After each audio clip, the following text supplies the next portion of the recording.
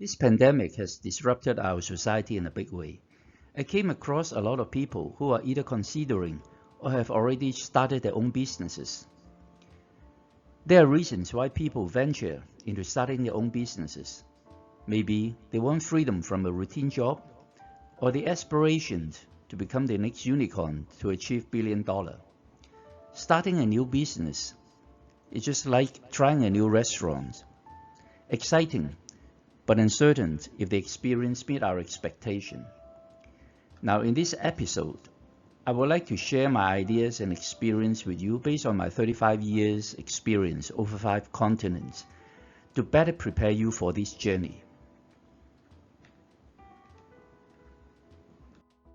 Now let's start by looking at the big picture of the 4 stages of a typical business life cycle. During the first stage, you spend your time meeting people, coming up with new ideas to sell your products and or services. Although it is an exciting time, it's where most businesses fail. The cash demands often mean that you can only underpay yourself and key employees for so long. Soon enough, they run out of steam and decide to move on. The growth stage is where your business establishes in the marketplace. You turn your focus inward to build a stronger team. The growth stage requires further investment, and you will have to give back some profits to fund the growth or seek outside investment capital, either through investors or debt. As you enter into maturity, you should feel more secure and probably able to take some regular profits out of the company. Enjoy this period, but be on the lookout for signs that you need to start making a change. At this point, you will probably decide to cash out or reinvest in the business to further growth and sustainability. Now, many owners whose businesses are in decline have no clue.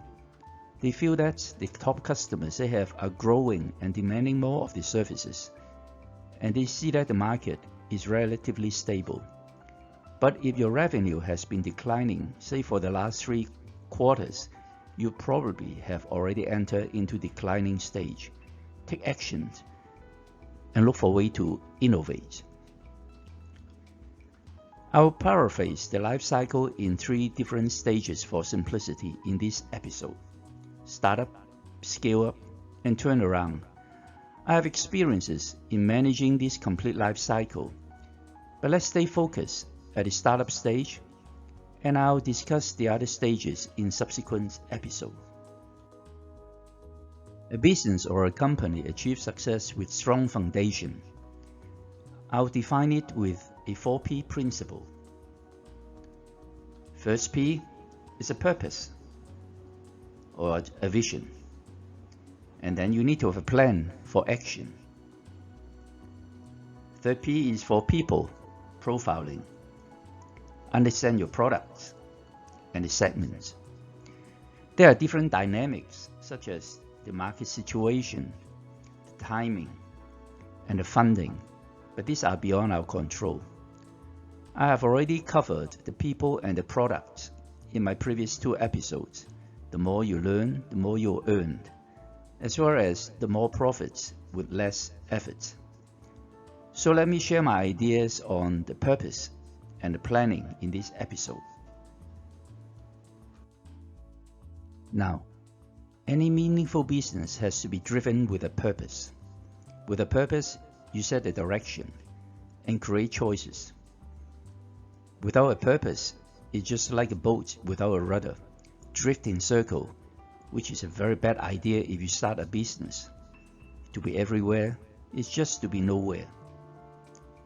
In case you are not very clear about your business direction, try to ask yourself what you're good at or what you're interested at. It can be food, it can be health, environment, social contribution, or technology. Your passion will lead you to your purpose. Without passion, you don't have energy. Without energy, you have nothing. And trust me, you need lots of energy to overcome disappointments in this journey.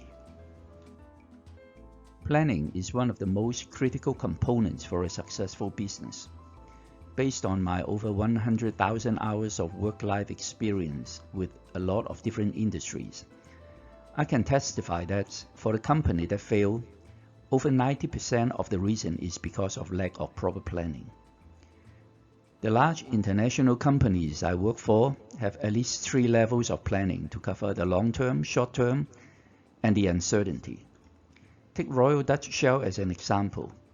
The strategic plan covers at least a 20 years horizon because of the nature of the business, very capital intensive and long construction lead time, compared with a young brand that build restaurants.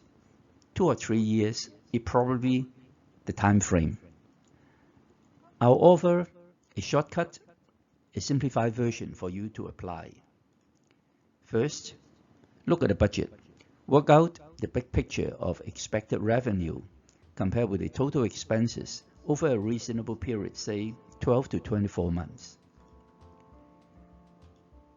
Second, marketing plan is to do with communicating why your product is special. What is a unique selling point? Are you selling the benefit which is functional versus emotional? Take milk powder for the infant. They are selling to the mother because certain milk powder claim that they will enhance the brain power of the kids or the infant. Then come the sales. You have to ask what sort of channel. Are you selling direct?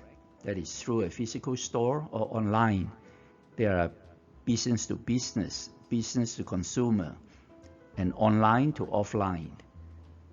Or you can choose to have indirect sales, that is through a third party. Finally, people talk about P&L, but as an entrepreneur, it is very important that you need to balance the cash inflow and the cash outflow. Without cash flow, there is no P&L.